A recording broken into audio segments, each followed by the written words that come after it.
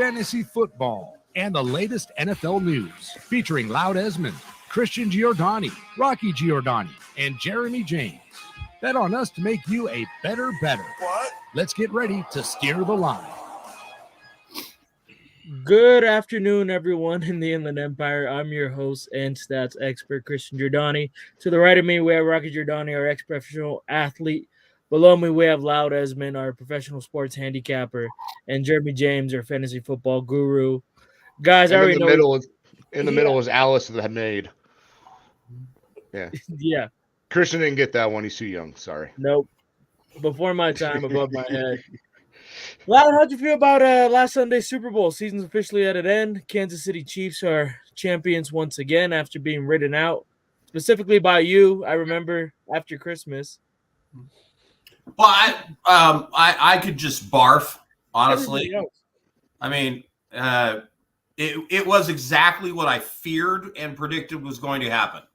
The 49ers would outplay them the vast majority of the game, and then something fluky and weird would happen at the end, and Patrick Mahomes would have some magical pass, and Kansas City would win. And it was what I feared, what I didn't want to happen, what I predicted, and it's exactly what happened. And honestly, I don't even want to talk about NFL season of last year anymore. I'm so sickened by it. I just want to say ditto. And by the way, Christian, everybody had pretty much written the Chiefs off by December. They were playing horribly. They started out really bad, and they came on when they needed to, but it was a terrible game. And to be honest, the Dolphins, when they went to play Kansas City, were a shell of themselves. So yep. Kansas City basically had a bye week, their first week. But let's get it straight. Miami wouldn't have won that game regardless, even if they were 100%. No, there was wrong time, wrong place, wrong everything for Miami. And then Kansas City gets Buffalo, and Buffalo blew the game. I don't understand what they were doing, stepping off the gas like they did in the third and fourth. It didn't make any sense. You cannot do that against Kansas City, and they lost. And then let's be honest, the Ravens played, and Lamar Jackson specifically, there is no way you would watch that game and say that guy is the MVP of the NFL. Honestly, it's the most undeserved MVP I have ever seen in my life. He was god-awful in that game. Their game plan was terrible. It was an absolute choke job. And so, yeah, Kansas City won the Super Bowl, but they had a really easy path to get there through the playoffs. And again, it just some fluky thing happened at the end, a missed extra point, and you give Kansas City a chance, and there's your ball game. I'm so freaking tired of it already. Me too. He's got the Tom Brady voodoo magic. Jeremy, I see you laughing in the corner. Just the thing about Lamar Jackson, I saw a meme today online that I think Loud would appreciate. I found it pretty funny myself. There was a side-by-side comparison of Lamar Jackson's MVP season this year and a random 2016 Tyrod Taylor season with the Bills, and they were almost identical, with Taylor beating him out in about half of the stats. Yep. I know exactly that made me laugh. That meme. Yep, that was hilarious. Yeah, but you got to give it to Kansas City's defense though. They held Brock Purdy to 225 yards and a touchdown. Christian McCaffrey had 106 yards of total all-purpose. He had a really good game. George Kittle got locked down. Huh? They shut Debo down pretty well too. They shut Debo down and they shut down George Kittle down almost to nothing. He had one reception for I think 0 yards, which is terrible. And he said he was going to come back to this game with vengeance, and he did not. Rocky, how do you feel about George Kittle's performance? Yeah, he did get shut down. That was a game plan.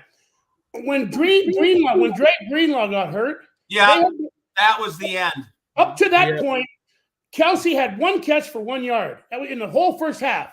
When Greenlaw, Patrick Mahomes had been sacked 4 times. Yeah, Yeah, Ward and Greenlaw in the middle shut down Kelsey. That was the whole formula right there, and it was working well. And then he got injured. He might not be back that year, not right? That is 2 years in a row where the 49ers were dominating the game and then had a critical, terrible injury during the NFC Championship game. The NFL, I like, broken record on this. It is the ultimate team game, and you have got to have luck with you in order to win a lot of the times, because a coin flip, a critical injury, a bad penalty at the wrong time, and you lose. That's how close these NFL games are. But if you watch the first half of that game, the 49ers were the best team. Period. Yes. Brock Purdy was damn near perfection in that first half of football. But while we're on the subject of Dre Greenlaw, he tore his Achilles jogging onto the field. This is the non-contact. This is the fourth time a Super Bowl's been altered by a non-contact injury due to the field. Is it time for the NFL to wake up and finally change away from turf and go back to grass? Back to grass. Yeah. How many more guys got to? I mean, look, the Raiders and Allegiant Stadium, look what they did. They have an indoor dome stadium, and they grow their field outside and push it in for the games, real grass. If they could do something like that, other domes and other areas, I understand some of it's weather and things like that, but yeah, they need to find a way to get grass back on these fields all around the NFL. Yeah, California should be easy to do. Yep. 3 teams in California. There's 3. Start right there. Can we stop talking about last year? Yes, just one last thing about the Super Bowl. So over it. Last thing about the Super Bowl, we cannot blame Jimmy Garoppolo for this one. No, and you can't blame Brock Purdy. No.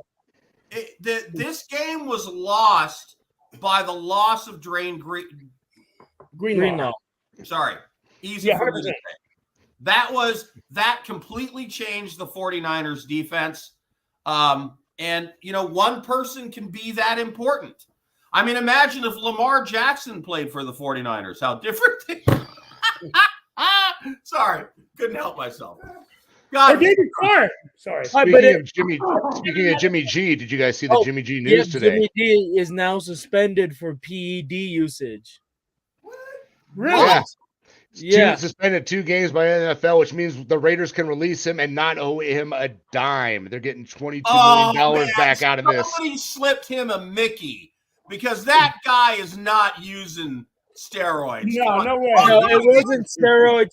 It was an unsanctioned pain reliever that the NFL did not approve. It's the porn star girlfriend then. Probably. Yeah. You got to slip something at the Bunny Ranch. Now, honestly, does anybody else? Well, I'm not going to go there. I have my questions about whether Jimmy G actually. Okay, I'm going to just leave it there. All right. I just like the money the Raiders are going to not have to owe him now.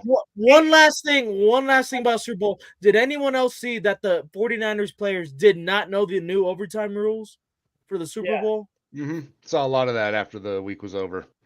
Yeah, that's got to be one of the biggest coaching errors. But as a player, how do you not know that already? You've had a full year to be ahead of it. Yeah. Yeah. And fans know. And coaching errors. Did you see when Steve Wilkes went to a zero high defense and Shanahan called the timeout and shut him down? We're gonna have to talk about now. Eight Wilkes teams. has been fired. What? Yeah, Wilkes is Steve fired. Wilkes has been fired. He's been fired, and that's what I was getting to. That there's eight teams have fired head coaches. Heads are still rolling. Black Mondays for real, man. Steve Wilkes was the last one. This is the most frustrating one to me, the one I don't understand the most, because when Wilkes was a defensive coordinator for the Panthers, he blitzed almost like half the time, 49% of the time. Now, 18% with Shanahan. Shanahan doesn't even agree with his philosophy. Why did he hire him in the first place? Just to fire him. He shuts him down in the middle of a game, doesn't let him play his defense, and then fires him. Stupid. The whole thing is Christian, what's on the agenda for the show? What's on the agenda is going to be a lot of somewhere because there's someone behind you. Watch out! Behind you! Watch out! Y'all want Yeah. that Christian I've Cole? seen this movie. Everyone say bye to Christian. Ah! I'm going to talk to the screen like D.A. Fannie Willis. No. Get out! Get out! No, that was my lovely girlfriend trying to find Sneaking something out. for us. We are going camping right now. Okay, No, good. on the agenda is the NFL off seasons around and beside the NFL playoffs. This is my favorite time of the year. New signings, big trades coming. So I want everyone here to think of a trade possible coming up. I'm Well, gonna go first. Come on. A free agent move or a trade that will shake up the league, in your opinion, coming up. I'll go first right now just to keep Chris everyone Jones. off. There. You say Chris Jones where? He's going somewhere. Whoever can pay him. Look, who's got the most cap space? The Commanders, the Titans. There's a lot. There's like 4 teams with like 80 million in cap space. So he's going somewhere. He's not staying in Kansas City though. Chris No, I don't Jones to the San Francisco 49ers. They don't have the money to get him. Yeah, They sure do. They're paying their quarterback $6.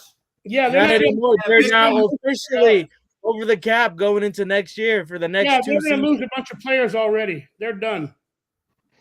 Okay, no, Christian, in all seriousness, I know the 49ers signed a bunch of guys during the season, but they're only paying their quarterback like $750,000 a year. So what's Brock their Purdy- cap number right now? Yeah, Brock Purdy. Yeah, by the way, for the first time in his lifetime, Brock Purdy hit 7 figures with the incentives he's got. He reached $1 million this year. So congrats to Brock Purdy. All right, Being look, the top okay, so before we start picking where people are landing, who's got cap space and who doesn't? Well, Give me here, the like I top said. 5 and bottom 5. The Commanders. Not you, Rocky, Christian, because he's sorry. actually got it in front of him. I apologize. what You're I pulling got it out right of your here butt. is the Commanders with $73 million in cap space going ahead. Then the Okay. Titans at 67, the Bears at 66, the Patriots at 66, and the Bengals at 59 right now are the top 5. No, there's one more And- team with 86 million. There's another team above them. No, the highest one this year coming up will be the Commanders at 73. The thing was, Chicago jumped up into the top 5 when they released those 2 players and saved themselves $21.2 million, relating Whitehair and the safety. So that's why they're up there now. Washington Okay, saved a so lot we're of money. saying Commanders. Titans, Bears, Pats, Bengals. There you go. Have the most. All right, I'll throw something out there while we're figuring this out because it does involve the Bears. I think they're going to shock everyone. I think they're going to stick with Justin Fields. They're going to trade out of that first round pick. I think they're going to stick with Fields and totally mess up the top of the draft. What I've heard going around is that Washington's willing to give up 3 first-round picks with a defensive player in mind, Jonathan Allen, to match some salary and get some room. So Jonathan Allen move up, first round to picks. move up to number 1 and get Caleb Williams. They got his offensive coordinator, from his college days there as the OC now. So that's the plan. I think Washington goes up to get Caleb Williams and Chicago sticks with Justin Fields. And who knows what happens after that. Yeah. And you know what? If Justin Fields doesn't work out, he's a free agent. You lose all ties, clean getaway. You don't have to pay him that big 50-year option. I got to tell you, the thing that jumps out to me is the Bengals have almost $60 million in available cap space, and they're as good as they are already. Yep. That is a really interesting team.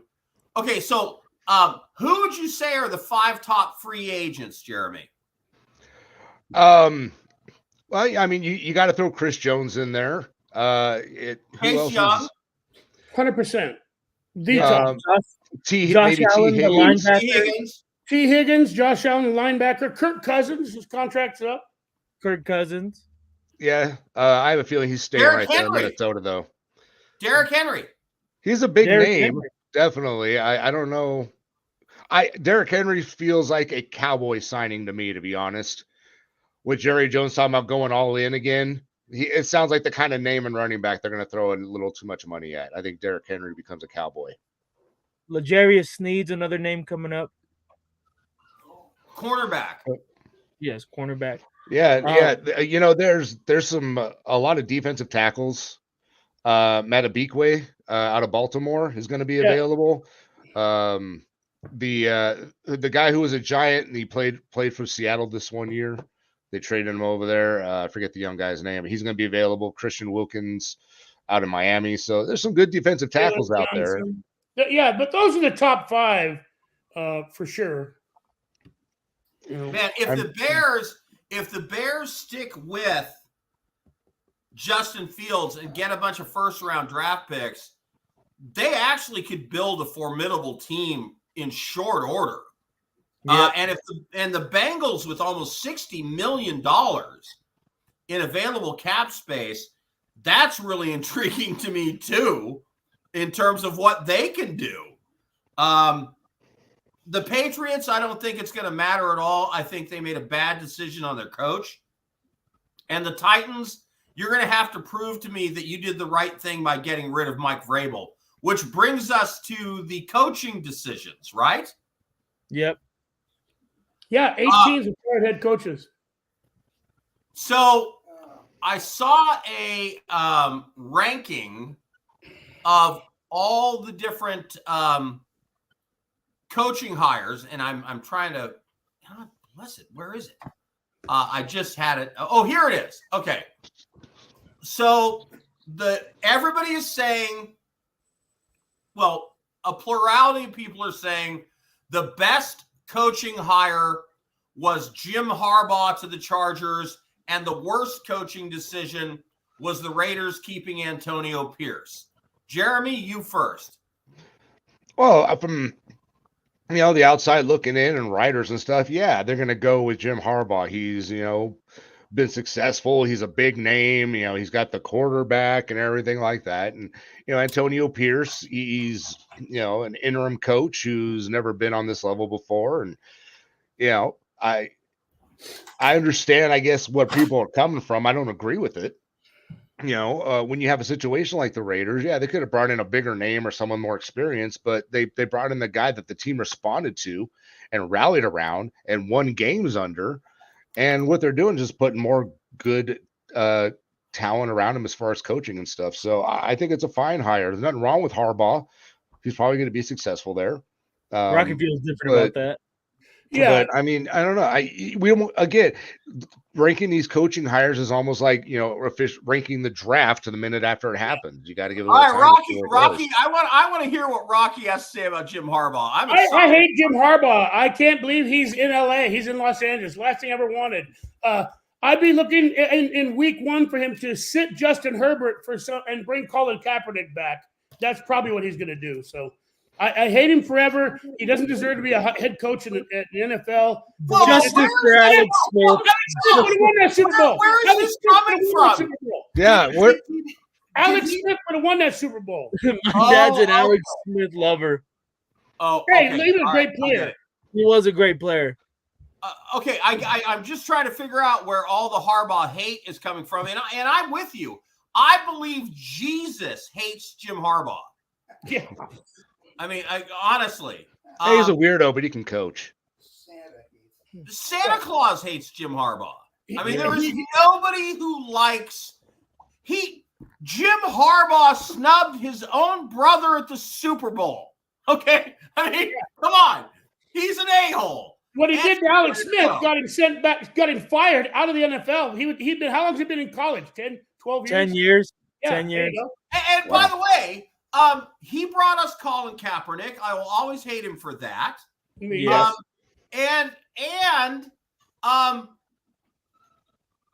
He cheated his way to a national championship. Yes. That's going to come out. Michigan's going to get hammered with all kinds of sanctions in the next couple of years. And the bottom line is this. San Diego always – San Diego. Sorry. Yeah, it's still San Diego. It's still San Diego. The Chargers always find a way to screw it up. It's just their MO. I seriously don't believe he's going to want Justin Herbert. He's going to want to try to find his own quarterback. He's While not we're that back, ego. He's while an we're idiot. bashing on Colin Kaepernick tweeted out to Dwayne The Rock Johnson for a workout for the new UFL. And as of right now, Colin Kaepernick has not even got a single call back from a UFL team. So this man cannot even get a job in the UFL. He's USFL. also begging for the NFL trying to get him a job. Yeah. You know, I will say this. Colin Kaepernick's performance against the Green Bay Packers in that playoff game is one of the single greatest football performances I've ever seen by a single player. And then he blew himself up. The guy could have had a great career, and he just stuck a grenade in his mouth and pulled the pin. I have no idea why anyone would do such a thing, but he did. The only part about that makes me mad is I wish I could have been one to pull the pin. Period. All right, moving forward. Angry show today. Antonio Pierce, Jeremy, is the key to his success going to be? We all agree he's a leader of men, right? Yes, I agree. Antonio Pierce was the right man for the job. There, I said it. Go ahead. Okay, so then bringing in the right coordinators is probably going to be what he needs to help him, right? And I believe he's brought in some seasoned people. Well, yeah, I mean, they're keeping Patrick Graham at defensive coordinator, which is great. You know, they brought in, you know, they were supposed to be bringing in Cliff Kingsbury, who ended up snubbing them and taking the job with Washington because he knew he can go there and have a chance of getting his quarterback. So they brought in Luke Getsy to be their offensive coordinator, which is fine. I got no real issues with that. What I do like though is they brought in, you know, they brought in Marvin Harrison as the assistant head coach, and they brought in some other former does players. That mean Marvin Harrison Jr. might go to the Raiders? He's going to be the number 2 pick for sure. Yeah, he's going to go to Chicago. Chicago's going to trade down to 2 and take Marvin. I'm sorry. Did I say Marvin here? I meant Marvin Lewis. My bad. Right. Oh, Okay, Marvin Marvin Lewis, Cincinnati, who I believe is terribly maligned as a head coach. I thought, you know, a guy who doesn't get enough credit. And speaking of not getting enough credit, Clint Kubiak was the passing coordinator for the 49ers. His dad, Gary Kubiak, obviously part of the Shanahan tree, that tight offense as opposed to the spread offense.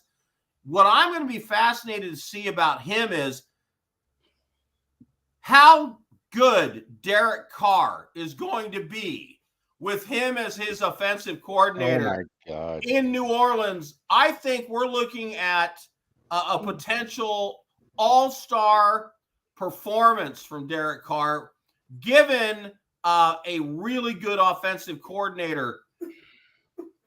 Are we done talking about Dreamland? I timed it. This time I timed it 26 minutes and 27 seconds till he brought up Carr's name.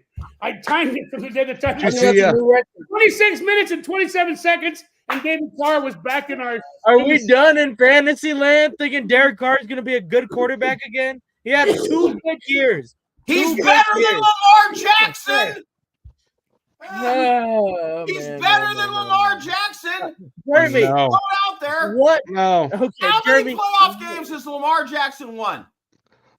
2. He's won what, 3 more than Derek Carr did already this year? I mean, come on.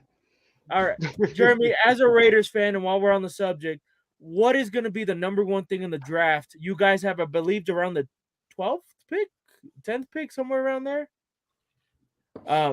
Going ahead, do you guys draft a quarterback in the first round, or you try to go down and get JJ in the second round? In the second round from Michigan. Sorry, everything froze up on. Oh, I guess we're losing. You heard the question as a former Raiders fan. The Raiders should wait till the second round to get Michael Penix Jr. Yeah, Michael Penix Jr. Yep. No, sorry, guy. I'm every time you guys start talking, all of you freeze up and the cameras restart. So I didn't hear any of that. I think I'm set now. Jeremy, who is the quarterback of the Raiders' future? That's my biggest question. Honestly, I mean, right now, what I would like to see them do is trade up and go after Antonio Pierce's guy straight out of the Inland Empire and San Bernardino and now LSU. Go get Jaden Daniels. Let's have some fun. Oh, Jaden Daniels sucks, dude. No, let's have some fun.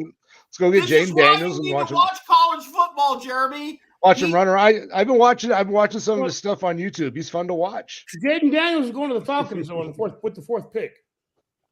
Jaden Daniels will be a bust in the NFL. He is the second coming of Lamar. Well, you know what? I have read and seen people all over, the writers from the NFL, whatever, college, all over sports writers. Every quarterback in this draft has been called a bust by somebody, including Caleb Williams. 1 minute. Today. All right, said the Caleb Williams is going to be a bust. JJ McCarthy's going to be the best. This guy's going to be a bust. Raiders are getting Bo Nix. And I saw someone said everyone should skip everyone this year. That's why bringing in what do you want? Quarterback with a proven track record like Derek Carr made sense for New Orleans Saints. I gotta go. They're going to draft JJ McCarthy. Oh, I win.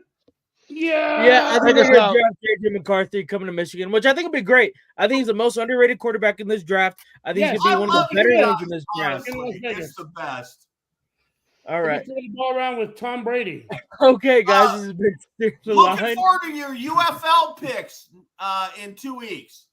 Yeah, right. Going ahead. UFL's coming around the corner. NFL offseason. We've been Steer Line. We will see you guys next week for the second week of the offseason. Yeah.